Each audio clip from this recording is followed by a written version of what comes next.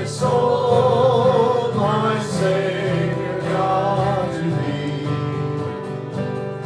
How great thou art, how great thou art. And sings my soul, my Savior God, to thee. How great thou art, how great thou art. I long to see you so that I may be filled with joy. I am reminded of your sincere faith, a faith that lived first in your grandmother Lois and your mother Eunice, and now I am sure lives in you. The word of the Lord. So about once a year, I try to volunteer and give Tom a break from sermon preparation. Makes me feel like I'm helping. And so I beg your patience, since I don't expect to do this as well as Tom does. For those who haven't met me yet, and for those who I haven't met yet, my name's Kathy. Tom and I are married. And today is Mother's Day. But God still had a plan for me. And when I met Tom, I met his kids. Granted, they were older. By the time Tom and I were married, Hillary was away at college and Mitch had just graduated from high school.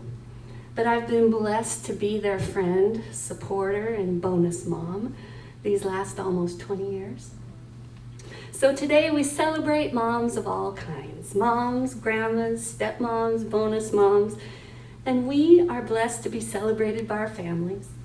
And we are thankful for God's design for families. While God has special intentions and purposes for the leadership and courage of fathers, He also has special intentions and purposes for the sacrificial and unconditional love of mothers.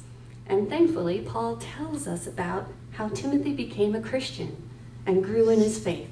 It was his grandma Lois and his mom Eunice.